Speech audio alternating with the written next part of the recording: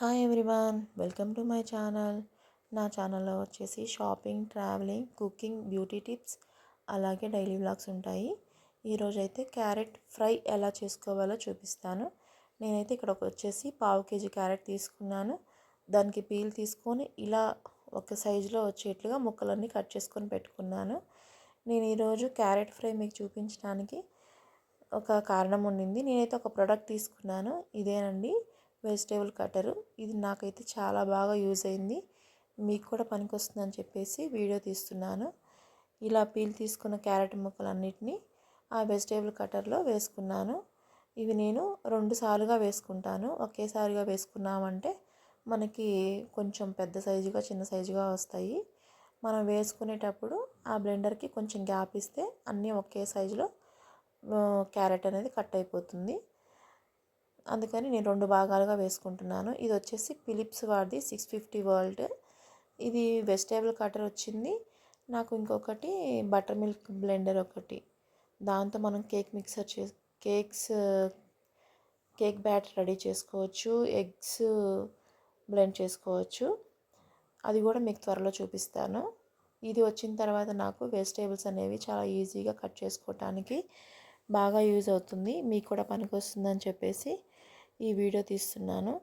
చాలా బాగా వస్తుంది. మనం మిక్సీలో వేసుకున్నాము అంటే కొంచెం ముద్దగా వస్తుంది. క్యారెట్ని మనం ఎక్కువగా తురుముకోవడానికే ప్రిఫర్ చేస్తాము, కానీ దీనిలో అయితే చూడండి చాలా చిన్న చిన్న ముక్కలుగా కట్ అయిపోయింది. నాకైతే చాలా బాగా పనిచేసింది. అది మీకు కూడా యూజ్ అవుద్దని చెప్పేసి ఈ వీడియో తీస్తున్నాను. చూడండి ఎంత సన్నగా చిన్న చిన్న ముక్కలుగా పలుకులుగా అయిందో. చాలా ఈజీగా మనము క్యారెట్ని కానీ బీట్రూట్ని కానీ తురుముకోవచ్చు. నేను దీంతో తొక్కుడు చట్నీలు అంటే బీరకాయ చట్నీ కానీ టొమాటో చట్నీ కానీ అట్లాంటివి కూడా నేను దీంట్లోనే చేసుకుంటాను. నాకైతే ఇది చాలా బాగా యూజ్ అయింది, అందుకే మీకు కూడా చూపిస్తున్నాను. ఇక్కడ వచ్చేసి బాండీ పెట్టుకొని పోపు పెట్టుకుంటున్నాను. ఆవాలు, జీలకర్ర, పసుపు, పచ్చెనపప్పు, ఒక ఎండుమిరపకాయని, కొంచెం ఒక 2 వెల్లుల్లి రెబ్బల్ని వేసేసుకొని ఫ్రై చేసుకుంటున్నాను. ఫ్రై చేసేసుకొని ఒక ఉల్లిపాయని, ఒక పచ్చిమిరపకాయని సన్నగా తురుముకొని కొంచెం కరివేపాకు కూడా వేసుకొని ఫ్రై చేసుకుంటున్నాను. ఈ కూర చాలా బాగుంటుంది, ఒకసారి ట్రై చేయండి. ఇక్కడ చూడండి వచ్చేసి లవంగం.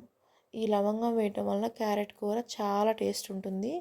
ఎన్నో అవసరం లేదు, 1 లేదా 2 వేయండి, చాలా బాగుంటుంది. చాలా ఫ్లేవర్గా ఉంటుంది కూర అనేది. చాలా ఇష్టంగా తింటారు పిల్లలైనా పెద్దవాళ్ళైనా. చాలా బాగుంటుంది. ఒకసారి ఈ టిప్ని ట్రై చేయండి. రుచికి సరిపడా ఉప్పు వేసుకున్నాను.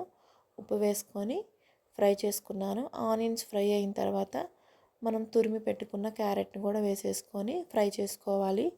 చాలా ఈజీగా చేసుకోవచ్చు. బ్యాచులర్స్ అయితే చాలా త్వరగా అయిపోతుంది. ఈ వెజిటేబుల్ కటర్ కూడా చాలా యూజ్ అవుతుంది. మీలో ఎవరికైనా కావాలి అంటే నాకు కామెంట్ చేయండి.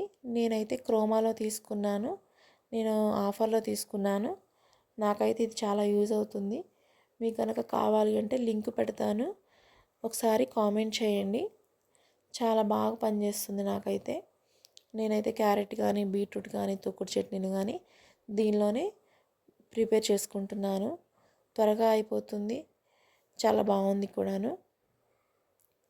చూడండి ఒకసారి క్యారెట్ అంతా కలయి తిప్పేసుకొని ఒక 2-3 మినిట్స్ తర్వాత క్యారెట్ అనేది ఈ కలర్లోకి వస్తుంది. ఈ కలర్లోకి వస్తే మనకి ఫ్రై అయిపోయినట్లు అర్థము. చూడండి పచ్చివాసన పోయేంత వరకు క్యారెట్ని బాగా వేయించుకోవాలి. బాగా వేగిన తర్వాత రుచికి సరిపడా ఉప్పు వేసుకున్నాము.